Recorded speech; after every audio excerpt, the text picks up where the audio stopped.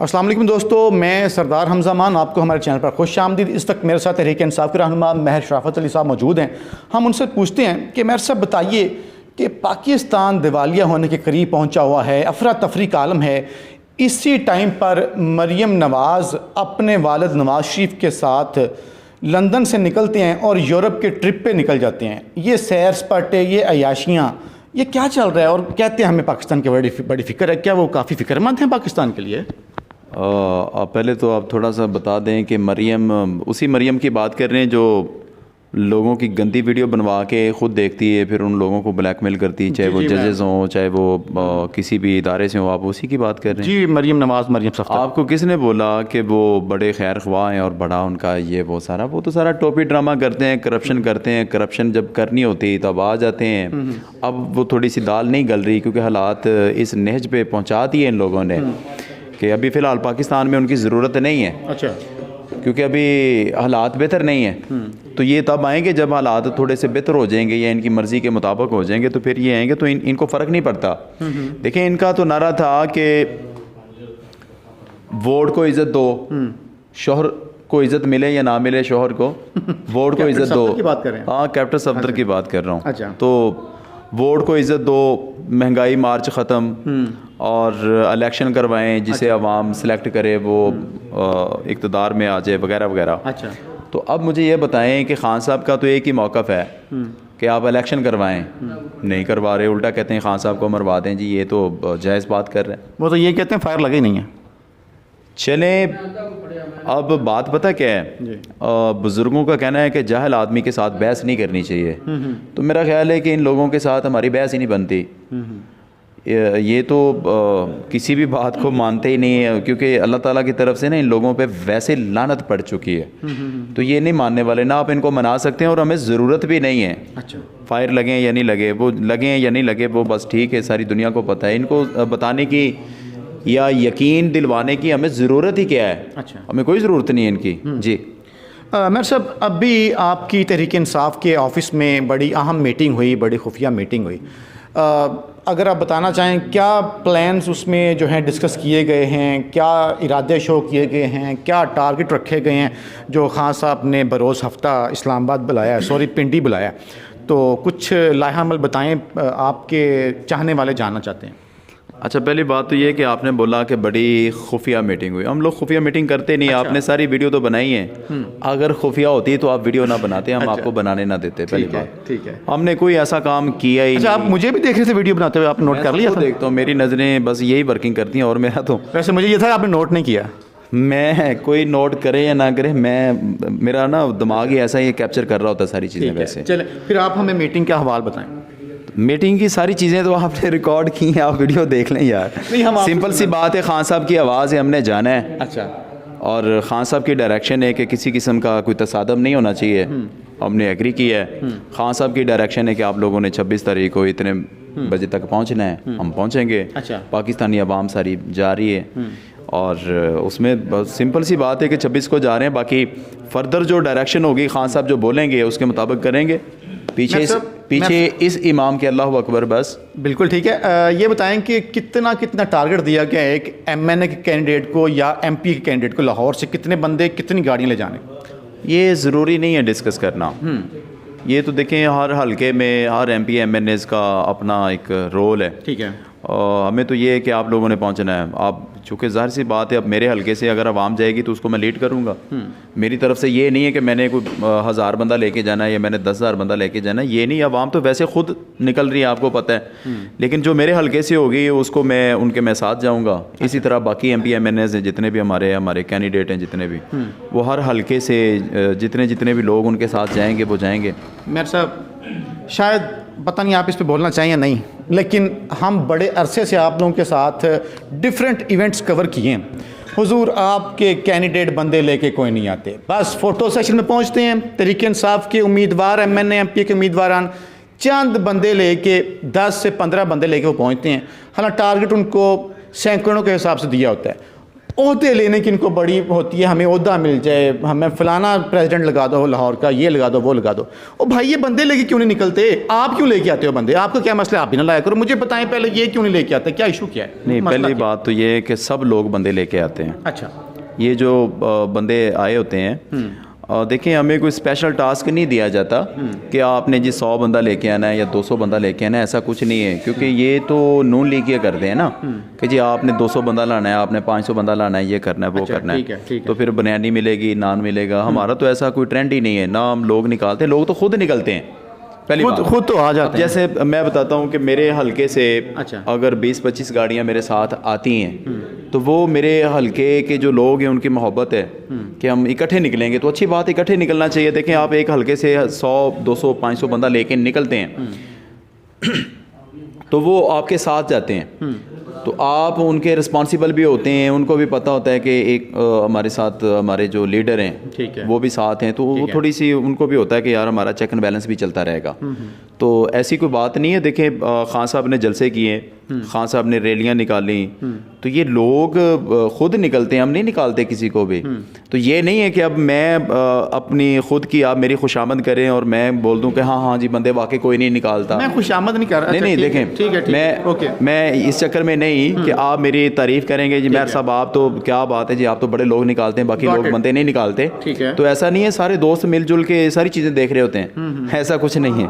آپ بالکل ذرا ٹھیک ہے سمجھ لیں. I got your point. اچھا مہر صاحب تھوڑا سا سمری پہ بات کرتے ہیں. ہر طرف جناب اس ٹائم یا تو ہفتے کی جو آپ کا لانگ مارچ یا ذاتی مارچ کا فائنل پڑاؤ ہے اس پہ بات ہو رہی ہے. دوسرا ہاٹ ٹاپک ہے آرمی چیف کی تعیناتی.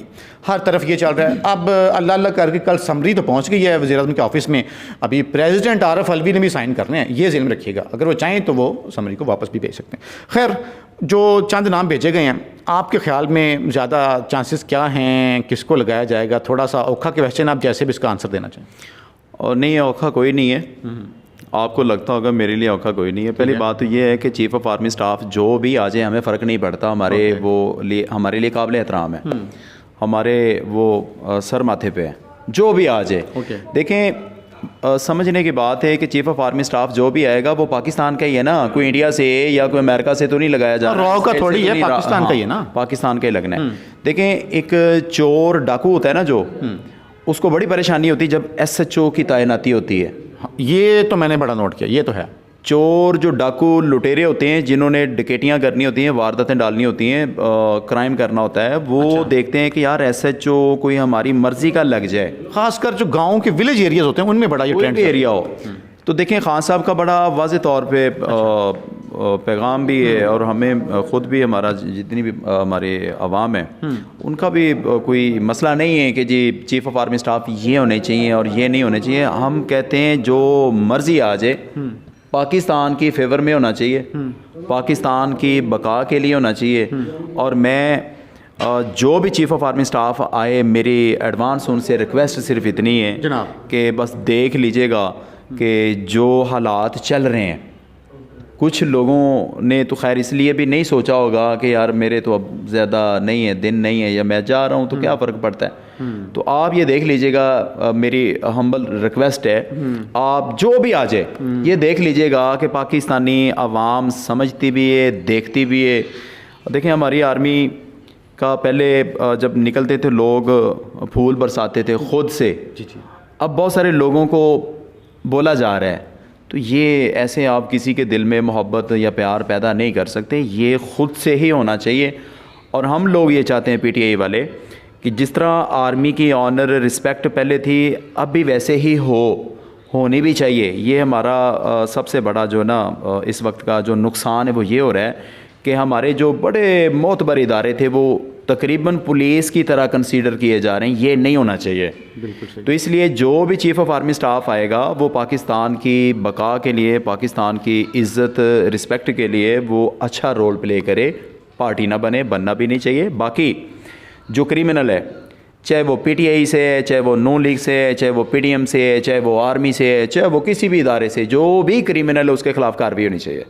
اگر میں کرمنل ایکٹیویٹی کرتا ہوں تو میرے خلاف بھی کارروائی ہونی چاہیے. ویسے 22 دن تو میں نے جیل کاٹ ہی لی ہے, مزید بھی کاٹنے کو تیار ہوں. اگر میں نے کوئی کرائم کیا ہے تو میرے خلاف کارروائی ہونی چاہیے. اگر کسی بھی ادارے سے, اس سے ہوتا کیا ہے کہ جب کسی ادارے کا بندہ کرمنل ایکٹیویٹی کرتا ہے نا, تو اس کے خلاف جب کارروائی ہوتی ہے تو اس ادارے کی عزت بڑھ جاتی ہے کہ اگر ایک بندہ غلط تھا تو ہم نے اس کے خلاف کارروائی کر دی ہے تو سارا ادارہ غلط نہیں ہے. سیم اسی طرح اگر پی ٹی آئی میں ایک بندہ ہمارا غلط ہے یا غلط ہوگا تو پی ٹی آئی اس کے خلاف کارروائی کرے گی تاکہ اس بندے کی وجہ سے باقی لوگوں کی ریپیوٹ یا اس ادارے کی یا اس جماعت کی ریپیوٹ خراب نہیں ہونی چاہیے.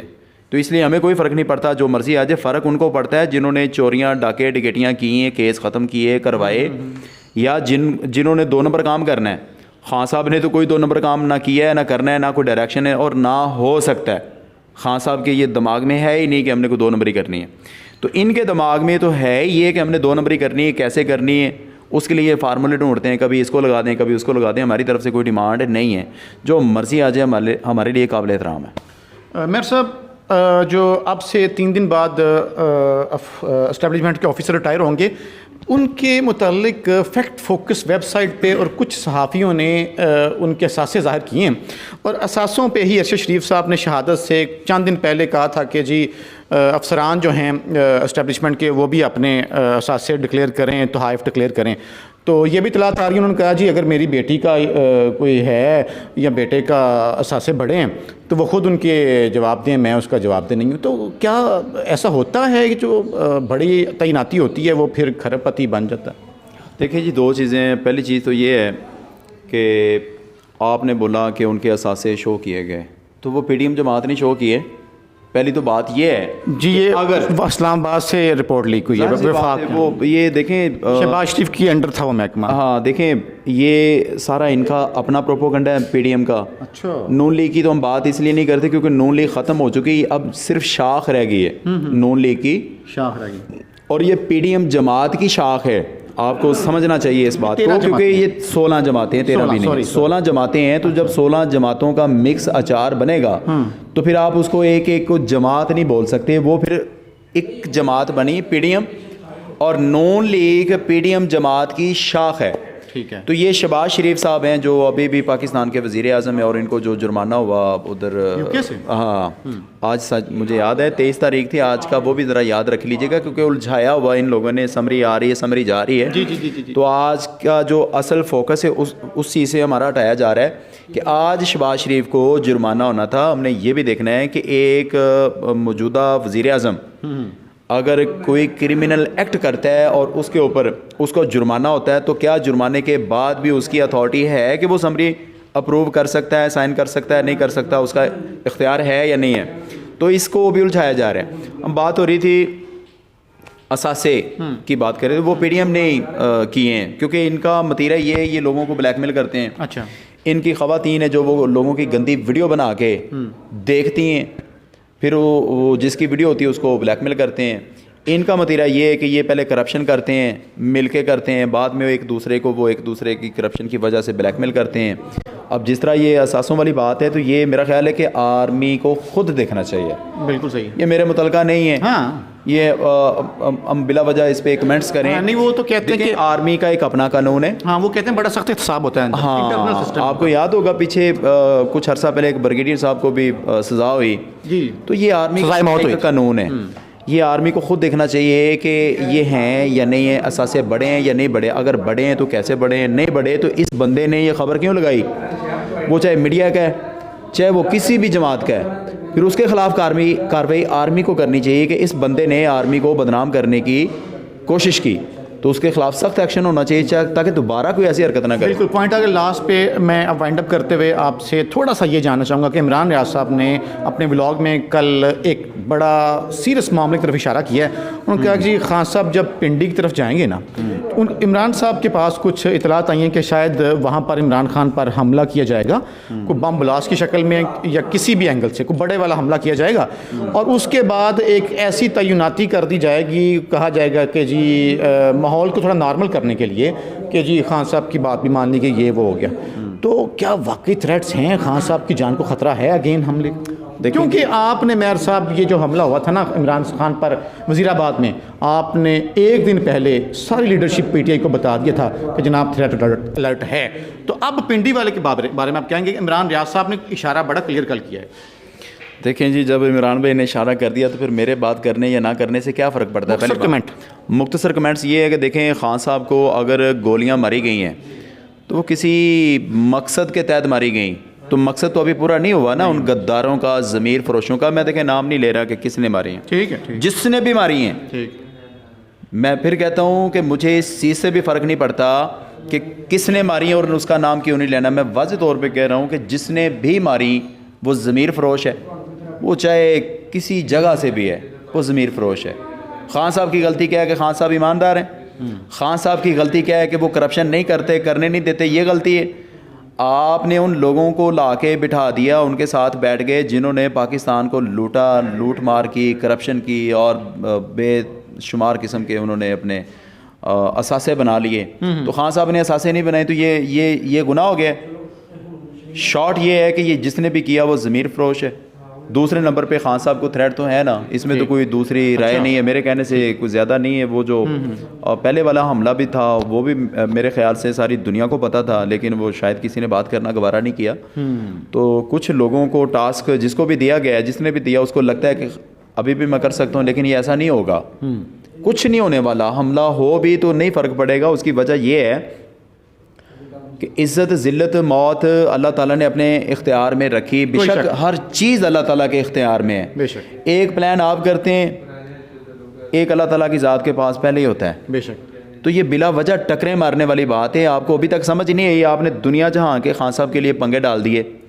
آپ نے خان صاحب پہ کرپشن کے کیس کیے، آپ نے ایف آئی آریں دیں، آپ نے پاکستانی جو لفافی میڈیا ہے اس کی کوریج بند کی، انٹرنیشنل میڈیا نے کوریج دے دی. آپ خان صاحب کو ادھر سے نیچا کرنا چاہتے ہیں، اللہ تعالیٰ کی ذات خان صاحب کو اور اوپر کر دیتی ہے. تو آپ کو سمجھنا چاہیے آپ غلط سائڈ پہ جا رہے ہیں، آپ کی ڈائریکشن غلط ہے. اور ایک اور چیز میں آپ کو بتا دوں، خان صاحب کو مارنے سے مسئلہ حل نہیں ہونے والا. اچھا.